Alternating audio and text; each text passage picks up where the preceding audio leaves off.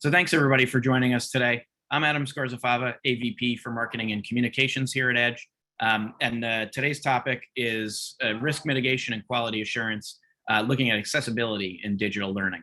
Before we get into the real meat of the content today with Edge Chief Digital Learning Officer Josh Gaul, I'd like to just take a couple minutes for folks who may not be as familiar with Edge and may not have attended our webinars before, to give you a bit of a background on why it is that we're convening this kind of programming. So Edge is a nonprofit member-based research and education network and a technology consortium, a technology partner. We were formed by the New Jersey President's Council for Higher Education back around the turn of the century, when it became really evident that the internet was going to play a pivotal role and digital learning was going to play a pivotal role in the higher education world moving forward.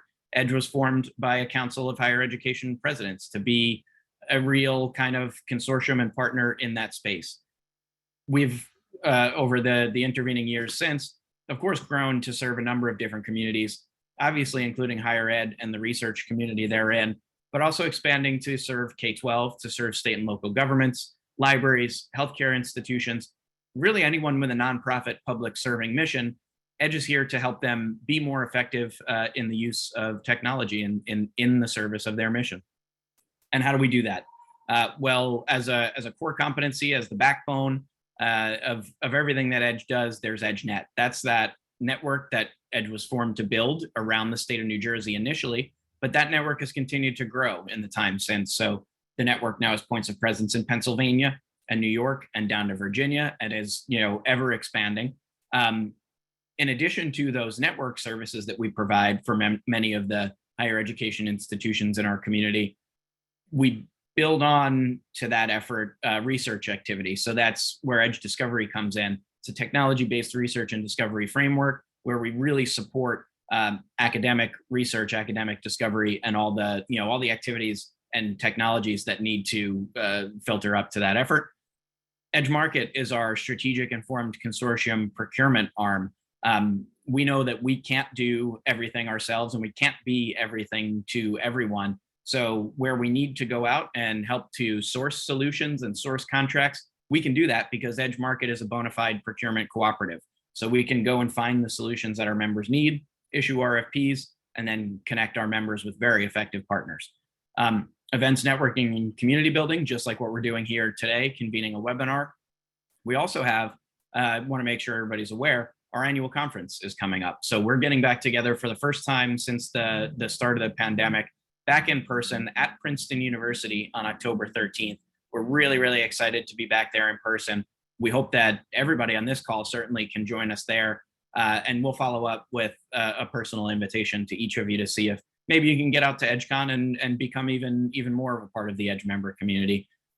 And then we offer thought leadership and solution development. And we do that in a number of different ways to really try and help our members solve challenges where members might have gaps or where they just need a little bit of a push or acceleration or guidance to really be effective in certain areas. So that includes digital transformation support services. That includes cybersecurity, privacy, and compliance. We actually just had a webinar earlier today on compliance and security efforts relating to the Gramm-Leach-Bliley Act and how that affects financial aid.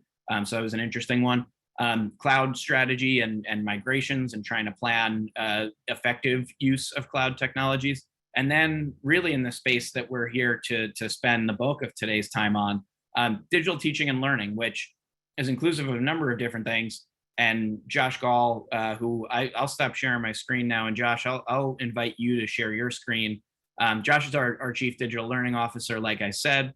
And I'll give Josh, I'll give you a license to talk a little bit about our digital learning services and specifically what we can do to help folks with accessibility today. Sure thing. Well, thank you, Adam, for the, everybody can see my screen, the correct screen? We got it. Okay. So just a quick look at the agenda we're going to be looking at today.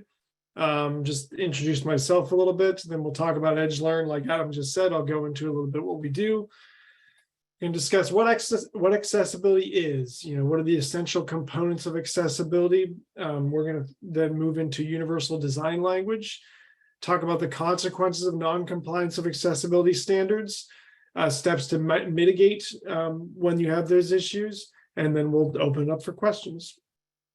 So to get started, there's me looking better in a professional headshot. My name is Joshua Gaul, Josh. My background is in instructional design, educational technology, communications, media. I worked for about 15 years in the SUNY system at Empire State College, which is kind of one of the early beacons of online learning within the SUNY system. I am currently a doctoral student at Wilmington University in organizational learning, leadership, and innovation, where my focus is on online learning and process management and business development behind it. And like Adam said, I'm the AVP and Chief Digital Learning Officer here at Edge. So that's me in a nutshell. So a quick word about what EdgeLearn does. EdgeLearn has a number of different facets, the first of which is providing instructional design services through a system called OLIDA.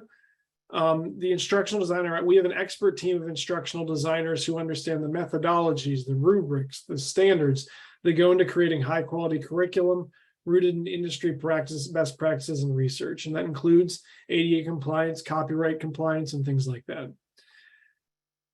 Second is providing faculty and student development. Teaching and learning online is far different from traditional classroom learning, as you know. We can help prepare students and staff for this challenge through engaging student-centered experiences built to encourage online presence and encourage active learning methodologies. Space design. We provide assessments and project management services to help your institution build and support 21st century classroom spaces that not only meet the academic goals of the institution, but fit into the technology strategy of the university. And like Adam mentioned, at EdgeCon this year, I will be presenting on building, 21st century, diverse learning spaces for the new type of learning that we're seeing post-pandemic. And finally, assessment and evaluation services. We can provide course and curriculum evaluation services to ensure the product you deliver to students meets all the standards that quality technology enhanced education should, whether it's fully online, hybrid, in person, or one of the many innovative new modalities like HiFlex. And we provide a level of risk management and quality control that often gets ignored. And part of that is really accessibility, which is what we're here to talk about today. So let's get into the bulk of it and talk about accessibility a little bit. For any of you who have been to many of my webinars before, this one's a lot more content heavy, just so you know. So buckle up. So what is accessibility? In the basic definition, accessibility is the practice of making information, activities, and/or environments sensible, meaningful, and usable for as many people as possible. So when we talk about accessibility, we tend to refer to the Americans with Disabilities Act standards for accessible design, which is what we're kind of focusing on here, which was 1990, which has three major components as a part of it, which many people kind of conflate all three in one place, but I want to kind of break it down a little bit. And that's section 503, section 504, and section 508, which are all parts of the ADA Act. 503 specifically prohibits federal contractors and subcontractors from discriminating against people with disabilities in hiring practices. So 503 essentially means you cannot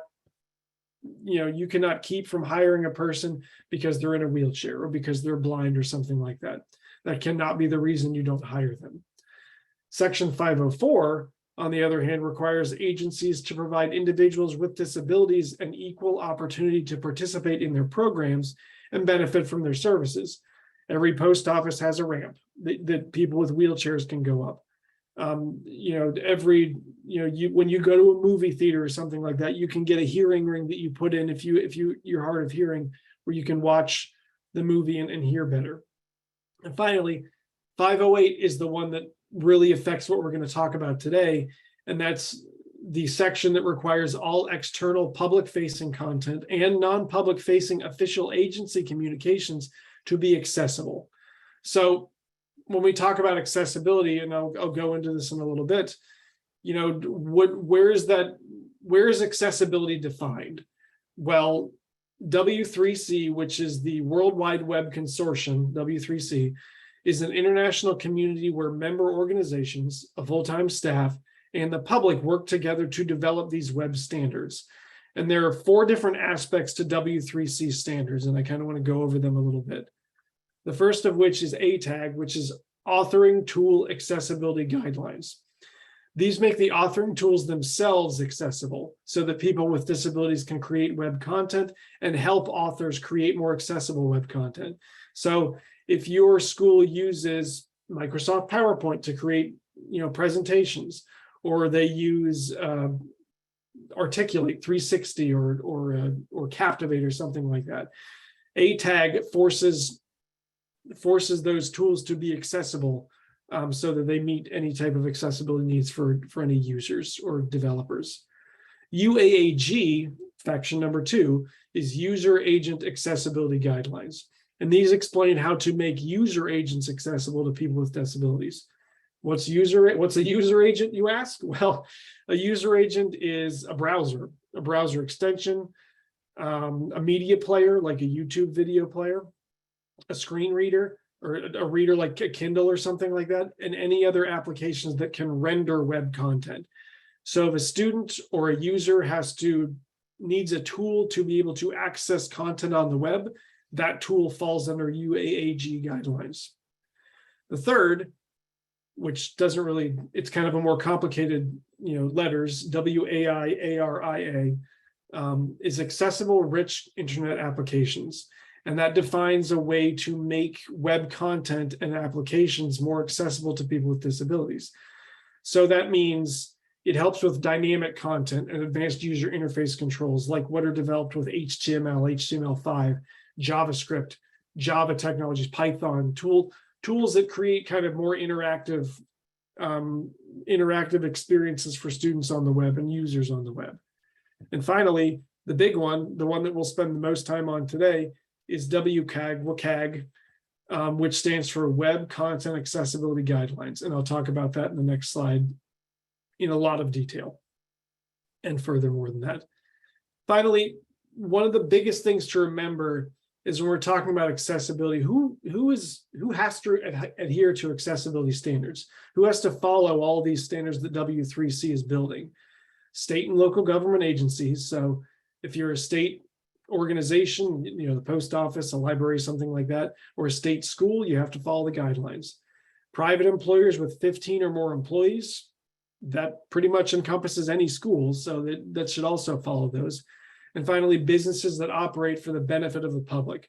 So that covers schools too, that covers restaurants, that covers anything that provides a benefit to the public, department stores, things like that.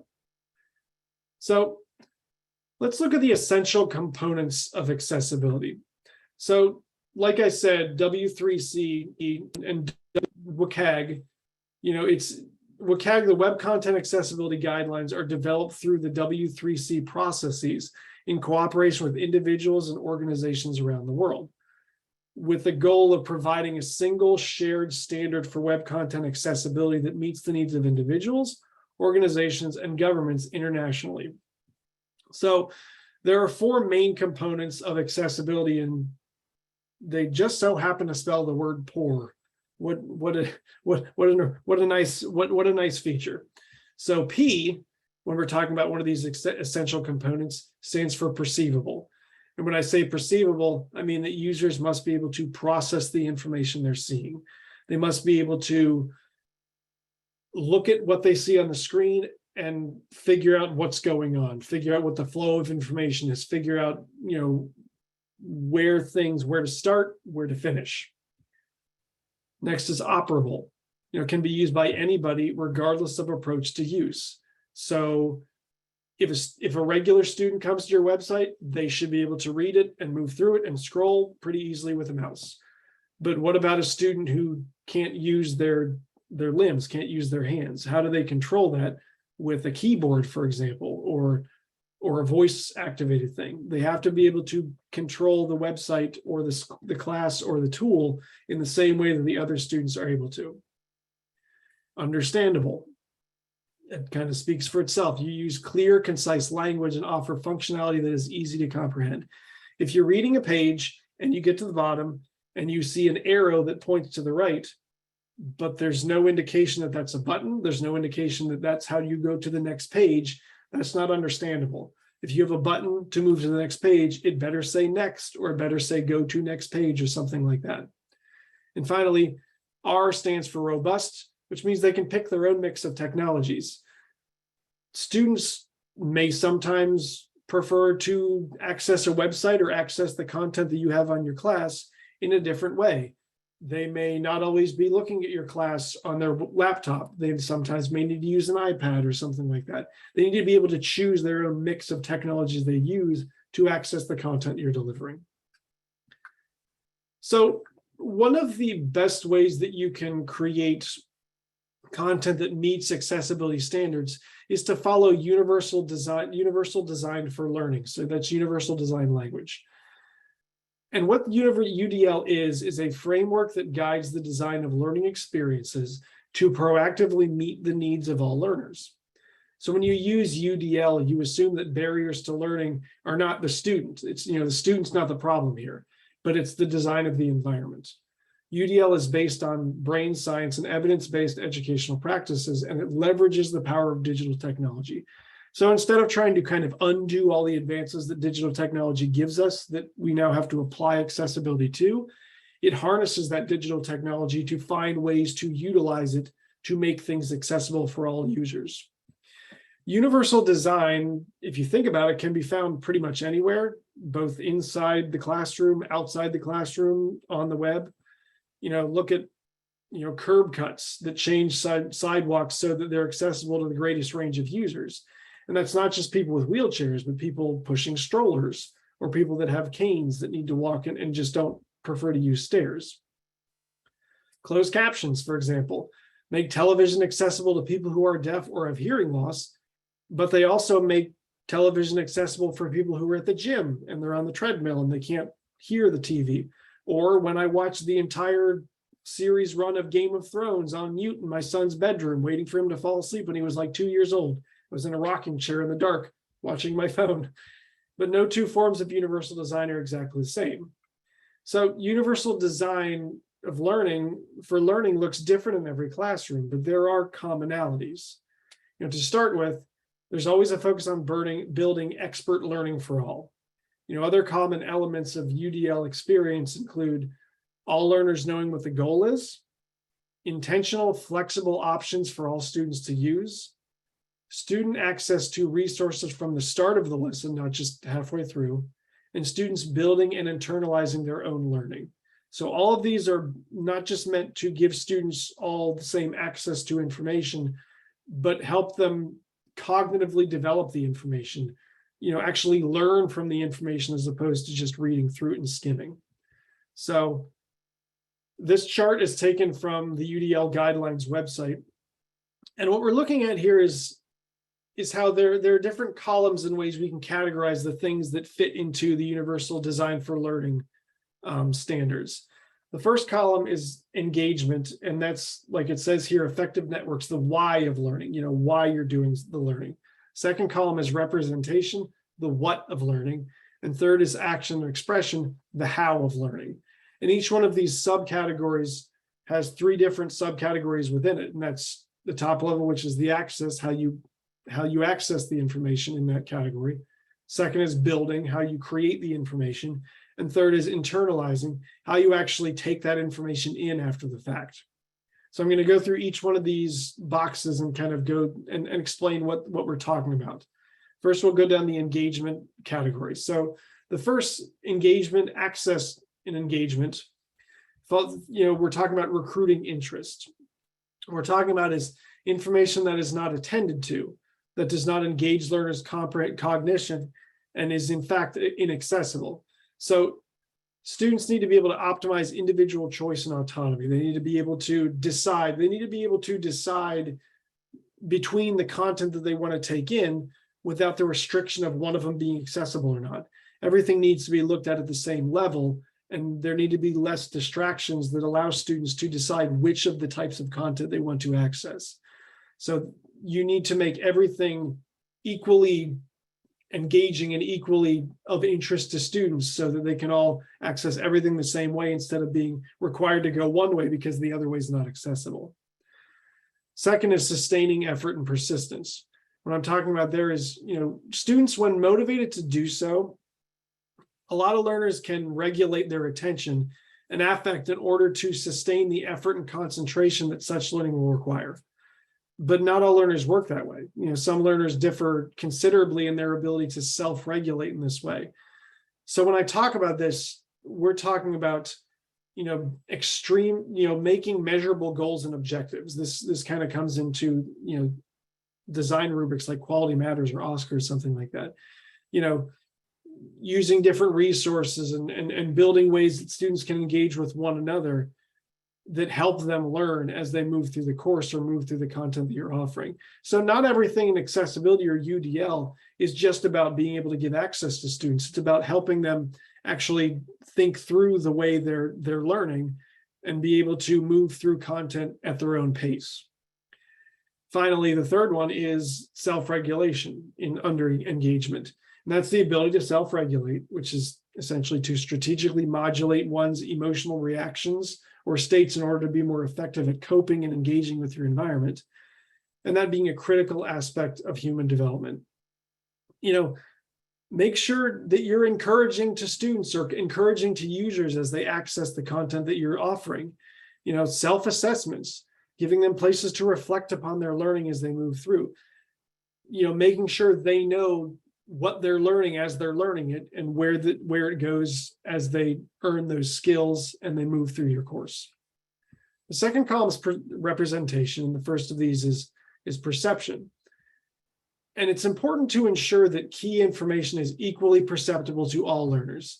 And you do this by providing the same information through different modalities. So vision, hearing, touch, blind students, deaf students, and students who don't have any differently abled needs can all access the same content, and providing information in a format that will allow for adjustability by the user. So often we think, well, it's got to be viewed by a screen reader. Well, what if, from my experience, if I have a user or a faculty member, for example, who has low vision but is not blind, they are doing everything in their possible and everything under their control to not lean on the things that are made for blind people. They want to find any way they can do it to not have to lean on those crutches. So they need to be able to enlarge text or being able to turn up the volume on videos and things like that, simple things like that. Language and symbols. Ensure that alternative representations are provided not only for accessibility, but for clarity and comprehensibility across all learners. Clarify vocabulary, symbols, syntax, text, mathematical notation, multiple medias that you're using. Make sure that there isn't just one. If you have a symbol or you have a logo or you have a graphic somewhere, make sure that's not the only way that students can take in that information. Alt text, additional narrative explanation of what they're seeing needs to be included as well. Finally, under representation is comprehension.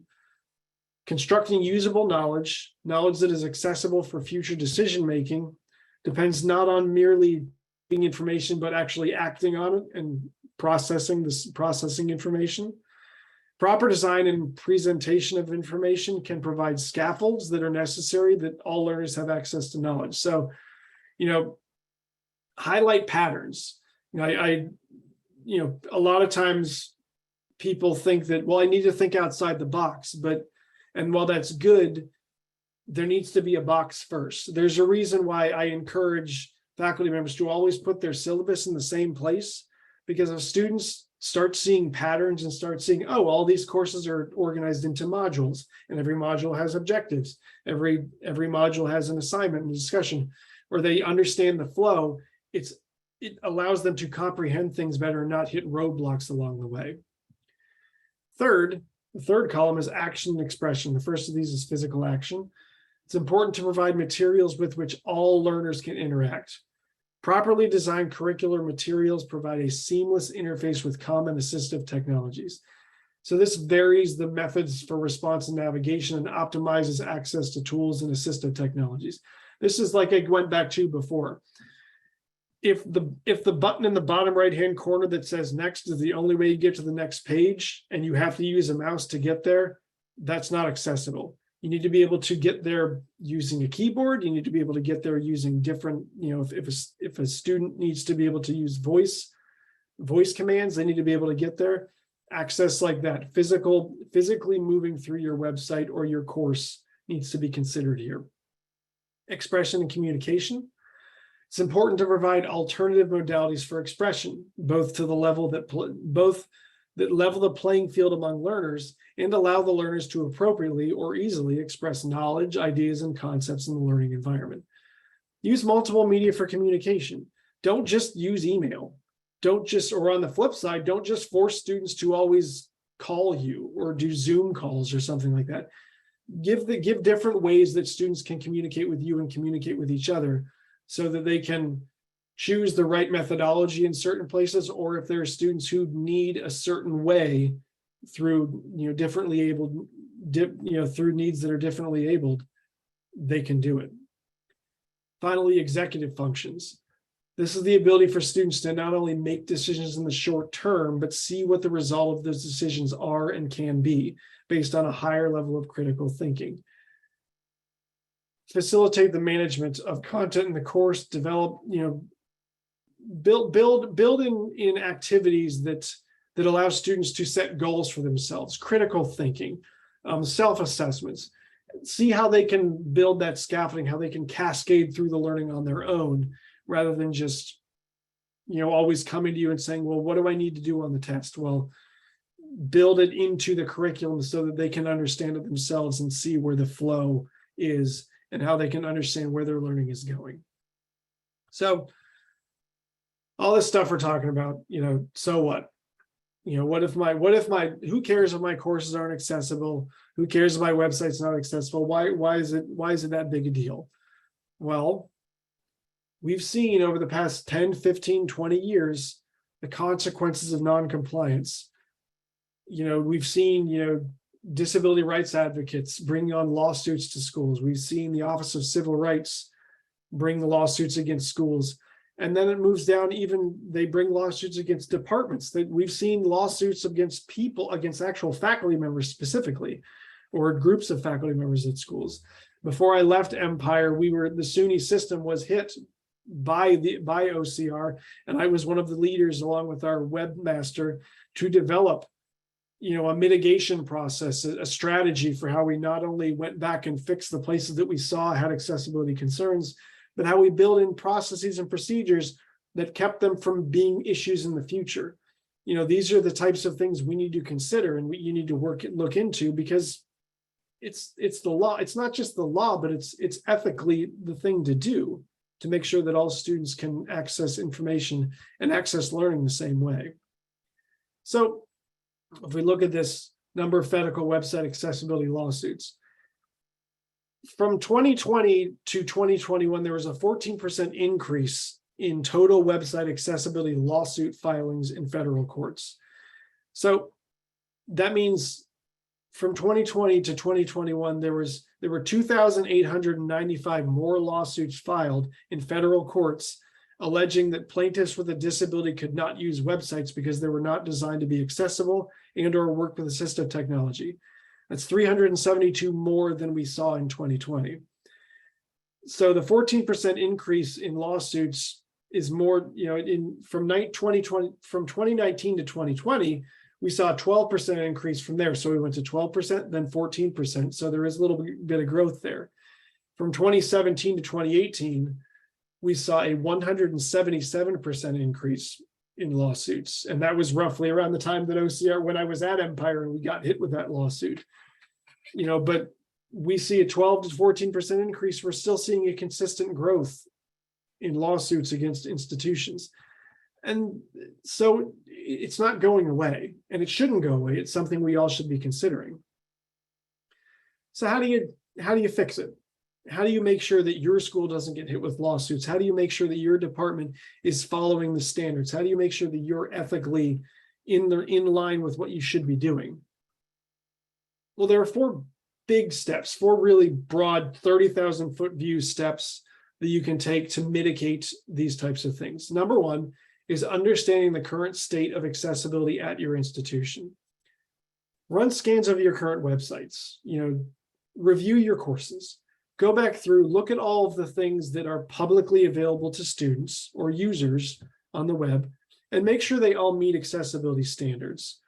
Make sure they all follow those WCAG standards that I was going through. Make sure you're following all those W3C standards that we walked through. Make sure your universal design for learning approach is baked into your instructional design. Go back and make sure there are no huge red flags on your website or anywhere in your courses. Number two is building an enthusiasm for accessibility. Accessibility is a shared responsibility. It doesn't just fall onto the instructional designers or the IT team or faculty or the Office of Disability Services or Accessibility or something like that. It's everybody's responsibility at the institution. And that includes stakeholders. That includes faculty, adjuncts, everybody who touches the student experience needs to be held accountable because they're a stakeholder in this, and they need to be held accountable for what accessibility is and what practices are in place. Third is to create a plan to develop clear goals moving forward. How are you going to monitor these going forward? How are you going to flag things? How are you going to, I hate to use the word, but how are you going to police this moving forward? What are ways that you can control the process? What are ways that you can control the procedures to create content? Or how do you make sure there's an approval process in place that doesn't create a logjam in your creation of content, in your creation of publications, in your creation of courses? Every school should have, whether it's a person or an office, a digital accessibility officer or officer. Now, more often than not, this person does not come from the Office of Disability Services that students go to get, accessibility needs. But it's somebody who isn't necessarily responsible for implementing everything, but is the person who, if OCR does come knocking, if the Office of Civil Rights does come asking questions, that person can speak to what your school has done. That person can come and say, this is what our plan is. This is our strategy for handling accessibility needs at the institution. And finally, start to build an environment that supports accessibility. This isn't just building a strategic plan. This isn't just putting monitoring and process control in place. This is skilling people up, training people on web accessibility standards, training people on W3C, training people on universal design for learning. And in addition to that, making sure that every office in your organization and your institution understands the need for accessibility. That includes things like procurement. Every tool that you use, whether it's your LMS, whether it's something like Zoom, whether it's another tool, whether it's your CRM, your ERP, any other tool you have needs to come and present to you a VPAT, which is a voluntary product accessibility template, which is their plan to show that they're in good faith efforts to meet accessibility standards and meet all of the things we've gone through in this presentation. Every single tool that you use, every single software you put in place, every single platform that you're going to send students through needs to have a VPAT, and that VPAT needs to be made available to any student, any user, any faculty member who wants to access it. So, pitch time. What can Edge do to help you? What can EdgeLearn specifically do to help you? Well, one of our new services is centered around this accessibility need that we see in institutions and across the nation. One of these is the digital accessibility readiness assessment. What we can do here is we can provide a one-time scan of all of your institution's digital properties on the web for accessibility compliance, including 508 digital accessibility standards. This can be a full site scan or it can be a defined set of subpages. Additionally, we can provide an instructional design review of a random selection of online and digitally enabled courses for accessibility compliance. And finally, we'll provide you a detailed report on digital accessibility review of the digital accessibility findings, including immediate suggestions for improvement and a long-term remediation roadmap and strategy. A lot of schools have a scanner like an Ally, like a Blackboard Ally or something like that. That's great, but that's going to give you the check engine light. What are you going to do to fix it? the report we can give you will provide those steps. See what are the things that you're doing that can be addressed right now. What are the things that may be more systemic that we need to build more strategy around to fix? Next is accessibility support services like professional development. We can create custom accessibility trainings for content or web owners, faculty, and more to proactively build the capacities to support accessibility efforts internally at your institution.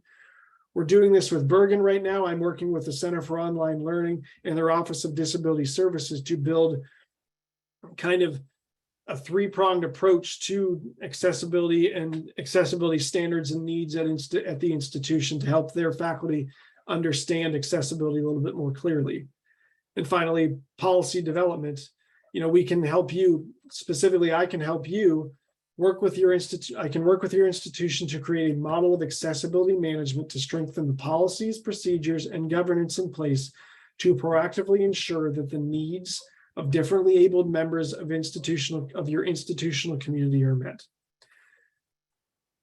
So in the end, again, like I mentioned a couple of times, as much as I like to lean on, accessibility is the law, 508 compliance. You're one student who is differently abled, who decides to exact, they're in their lawful right to bring a lawsuit against you, away from having to redo everything on your website, everything in your curriculum, everything in your LMS. But it's not about the law. It's about doing the right thing. It's about ethically designing your websites, your publications, your courses, so that everybody, whether it's a student, a 22-year-old student, a 45-year-old student, a 75-year-old student, a blind student, a deaf student, a student who has cognitive disabilities, a student in a wheelchair, a student who needs to use a keyboard to navigate, whether it's any of these students, every single one of them should have as close to as equal an experience when attending, when accessing, when being recruited by your institution as possible. And the sooner you make it a priority for your institution at a strategic level, the sooner you can be at the forefront of this and outshine any other institution when it comes to making sure that your doors are open to any student who wants to attend your institution. So I will stop there and open it up for questions. There's one more slide. Oh, one quick thing, one more. I included these. Adam will share these with the presentation, but these are nice guidelines about universal design for learning. They're like checklists and guides that you can use as you're designing your courses and things like that, that help UDL kind of simplify it a little better. I believe one of these is the actual chart that I used in the presentation. So that's great. It. Thanks, Josh. I'll make sure to send them along with the content from the day. I have a couple questions coming in. We have one here. Do you have any specific suggestions that we could do ourselves to improve and build enthusiasm in our organization? It's one thing to say that it's everybody's responsibility, but quite another to get everyone excited and interested in doing this. Yeah. I mean, I think it's just like when we're talking about, any kind of change management process, if we're looking at organizational change management, is find ways to generate quick wins. Go to the places that are already embracing this, or go to the, if you have an instructional design team who's using, for example, Quality Matters rubric. Quality Matters has accessibility baked into it. So if your courses are meeting that standard, they already should meet the accessibility standards you have in place. But find places where, you already have enthusiasm. Go to students. If you have students that have, accessibility needs or are differently abled, ask them what they want.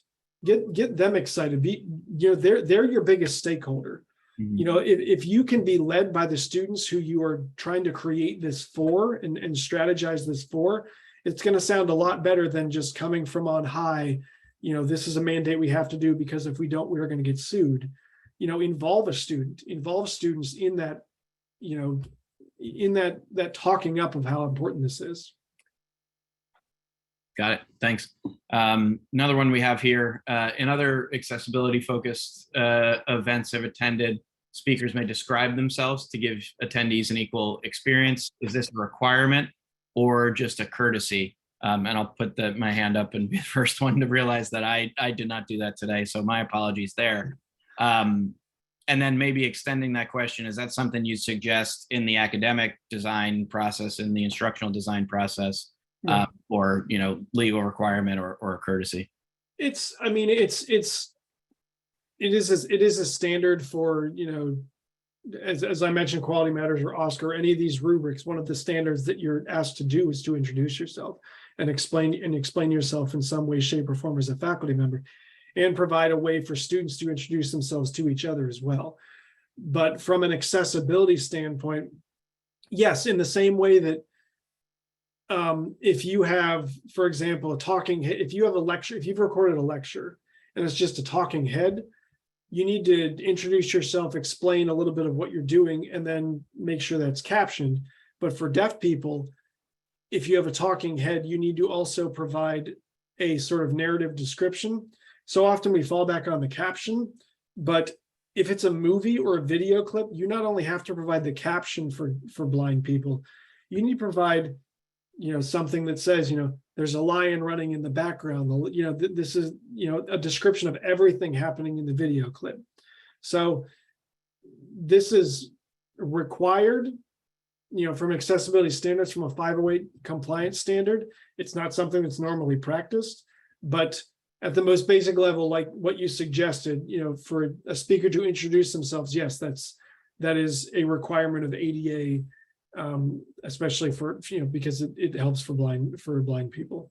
Yeah, a couple of folks in the Q&A panel adding descriptive, audio, be an audio description, descriptive text. So yeah, I think an acknowledgement that's got to be a part of the mix. I don't have any other questions right now in the panel or the chat panel or the Q&A box. But we're here for a few more minutes. If anybody has any questions, please feel free to ask. If not, anything you want to wrap up with, Josh? One quick thing, because I saw one of the questions about it. Captioning for, Zoom captioning software, or caption that automatically captions your Captivate files, or your Kaltura videos, or your Panopto videos, or something like that. That is all well and good, but much like I say, if you have a web presence that's stagnant, you might as well not have a web presence. If you're asking a machine to caption your videos, and your speaker is not incredibly eloquent and concise with their speech, it's really, really difficult for that captioning to be accurate. Most machine captioning is about 60% accurate. Oddly enough, Microsoft Teams is really good with this.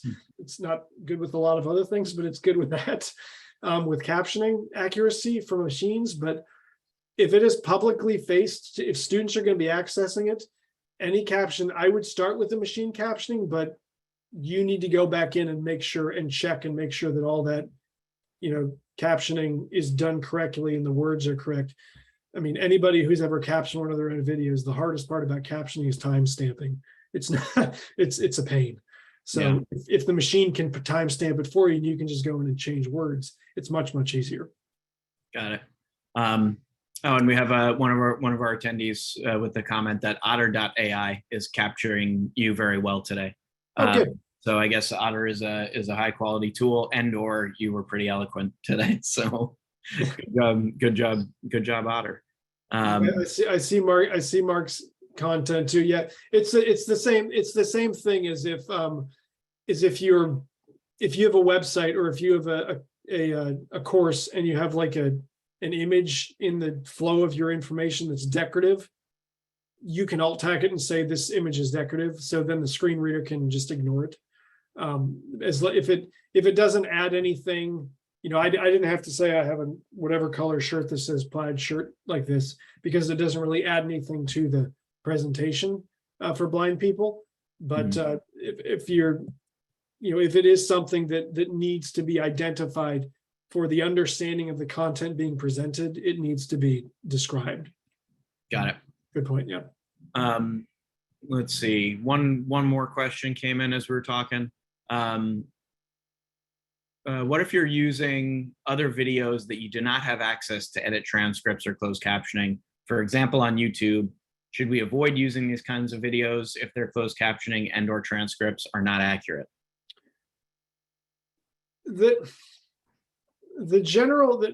I have seen is the general belief is that if you've got about 90% or above accuracy, it meets standards for the most part. And I've more often than not, most instructors that I've seen, most courses that I've seen that use YouTube videos are very selective in the YouTube videos they choose, which by design they should be. I would recommend avoiding it if at all possible, if the captioning is wildly inaccurate. But at the very least, if there's a way that you can build a transcript from that and provide it to students after the fact, that is at least a fallback for you if you have a YouTube video that the captioning isn't accurate. And I know depending on the length of the video, that's not fun to kind of transcribe the whole thing, but yeah. you know. Got it. Okay. Doesn't look like we've had any additional questions come in, so that might be a good place to break unless anybody wants to sneak one under the wire as we're wrapping up here. So, thanks everybody for joining us. As I said, we'll share the recording, we'll share the content, we'll make sure that everybody's got it and you can take it back to your institutions and your peers. The other thing I'll note is you'll hear from somebody on the Edge team. That may be Michelle and Aaron, or our member success team. It may be myself, it may be Josh. We'll reach out to everybody with personal invitations to EdgeCon in a couple weeks on October 13th at Princeton. We'd really love to see everybody there. If you want to meet Josh and bounce some ideas off him that we might want to take offline and not have on in chat or in Q&A, but we want to dig in, we'll be there to be able to do that. So hopefully we'll see you out at Princeton in a couple of weeks too. Yep. Thank you very much, everybody. All right. Thanks everybody. Thanks for being with us. Bye. So.